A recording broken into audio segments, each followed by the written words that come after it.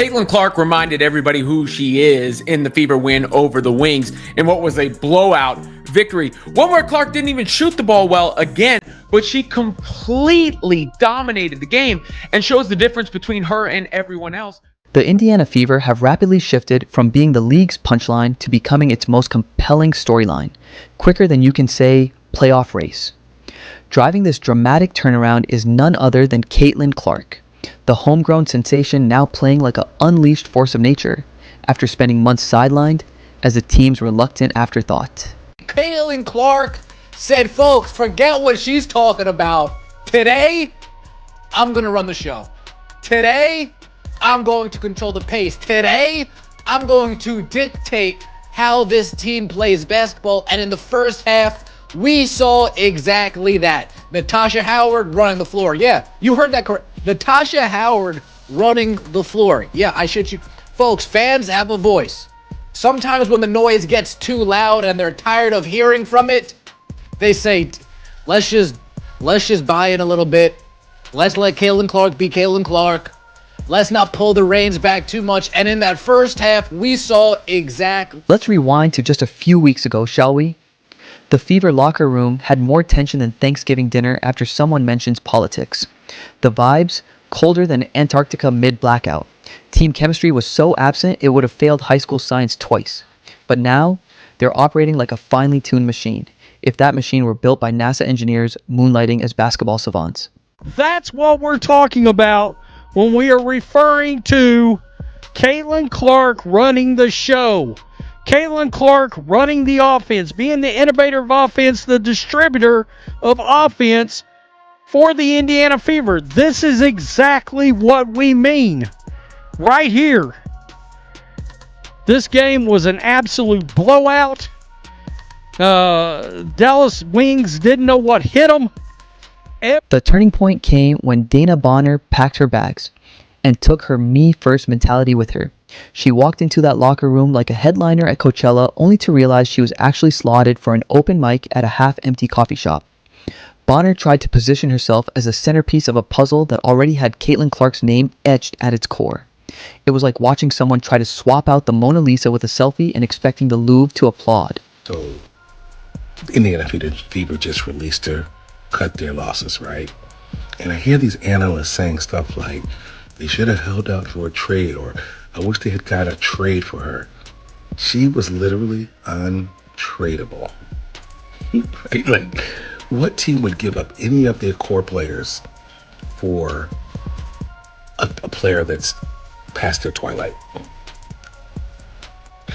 They picked up R.A. McDonald, or re-signed R.A. McDonald, who we all saw was a spark plug just a couple weeks ago.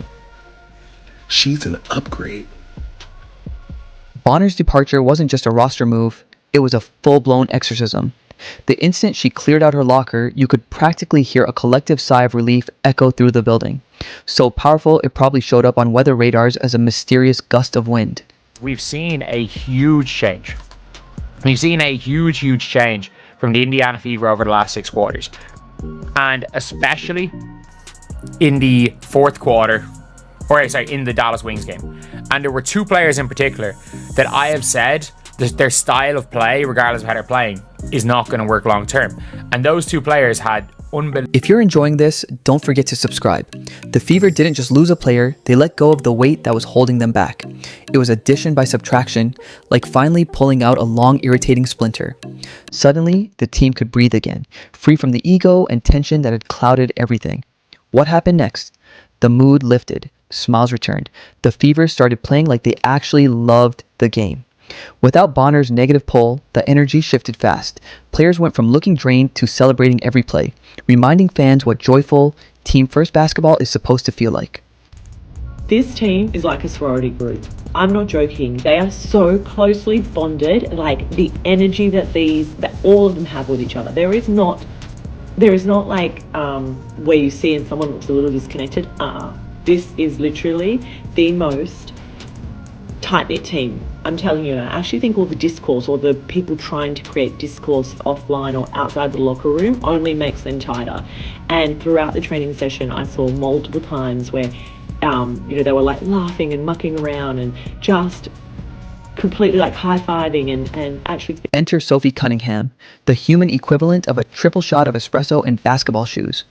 While critics were busy writing off the Fever's season, Cunningham grabbed the team by their jerseys and practically shouted, "We're not done yet." She didn't just step up, she blasted into leadership orbit with all the subtlety of fireworks in a library. Sophie became the team's hype woman. Defensive drill sergeant and locker room therapist rolled into one high-octane blonde tornado. When the team needed a spark, she wasn't handing out matches, she was hurling Molotov cocktails of motivation. During timeouts, while others caught their breath, Cunningham was in full frenzy, sketching plays in the air like she was trying to explain Inception on fast forward. Probably the standout play in the game, in my mind. Clark with the big time rejection near the rim. And then the get ahead pass to Sophie Cunningham, touchdown. And Sophie Cunningham has come into her own as of late. But it's just beautiful. Get it out, get it up, bucket. And, that's just something others. Sophie Cunningham's biggest impact? Realizing that integrating Caitlin Clark wasn't optional, it was non-negotiable. While some saw Clark as a threat, Cunningham recognized her as the key to unlocking the Fever's full potential. She became the bridge between the old guard and the new era, translating Clark's brilliance for teammates too busy guarding their turf to realize they were sitting on a gold mine. In practice, Cunningham was the first to celebrate when Clark fired a ridiculous pass through traffic. "That's what I'm talking about," she'd shout, making sure everyone knew this wasn't just good basketball. This was next level, evolutionary basketball. And thanks to her relentless energy, admiration for Clark's game spread through the locker room like wildfire, turning skeptics into believers faster than a cult leader offering free snacks. Someone who said that Fever played better without Caitlin Clark, come to the front because I'm going to slap you in the face. Fever just won 102-89 against the Dallas Wings. Congratulations to the Fever. They killed it with their old and trusty playbook of just rim running. And Dallas Wings, Chris Coclanis, have you never seen a Fever game before? They're fast in transition, huge with the long bombs. Caitlin Clark is there. Run to the other side quickly. That's where they got the majority of their points. Poor Paige Beckers. You're such a huge talent, and you're just drowning with this terrible coaching. Oh, it breaks my heart, but it was an incredible game until the last quarter when it was very clear that the Fever would take. Meanwhile, Caitlin Clark was undergoing a transformation of her own. After months of being treated like a visitor in her own locker room, she didn't demand respect. She earned it. Through grit, elite talent, and a work ethic that could make Olympians look part-time, Clark took back her rightful place. The version of Clark we're seeing now isn't just playing basketball, she's orchestrating it. Every pass is a note, every deep three a crescendo. She's no longer the rookie trying to find her role. She's the engine, the centerpiece, the player who elevates everyone around her. Her evolution has been so complete, rewatching early season Fever games feels like flipping through footage from a dystopian timeline, one where joy and basketball brilliance were somehow outlawed. Fifth most double-doubles with points and assists in WNBA.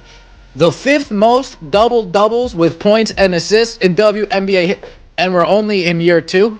And we've missed half the season so far? Oh no. Oh, that record's going to be broken any day now. Clark's leadership isn't about yelling or taking over. It's about lifting everyone up. She doesn't steal the spotlight. She installs extra lights so everyone shines. Her passes aren't just precise. They arrive before teammates even know they're open. She's playing chess while the defense is still setting up the board. Always 3 moves ahead and picking up speed. The team revolves around Clark, not by command, but because her presence pulls everything in like gravity. And make no mistake, her basketball IQ and talent generate a powerful gravitational field. Teammates who once hesitated to pass her the ball now seek her out like she's the last drop of water in the desert. The trust is so deep that when Clark calls for the ball in crunch time, 5 heads nod in unison before she even gets it. Even with their actual coaches and their training staff, like I've got some awesome videos of Keith training like KK, training Dantas, and you will see that they're laughing and they're having a good time. And I just think that is like the energy that you want, right? You want to create a locker room where it feels like family and you have each other's back no matter what. And noise gets loud and noise gets disruptive. But as long as you can stay together closely knit, then you can drown that out. I genuinely... What we're seeing isn't just a team hitting their stride at the right moment, it's a full-blown identity overhaul. The Fever have evolved from that team with Caitlin Clark to that team with Caitlin Clark. And that capitalization, it's not just for flair, it signals a seismic shift in perception. They've moved from curiosity to contender, from sideshow to main event. Their playoff push isn't merely about securing a spot, it's a bold declaration to the basketball world that the revolution is here and it's ahead of schedule. While experts penciled them in as future contenders, the Fever made it clear, patience is overrated and the future starts now.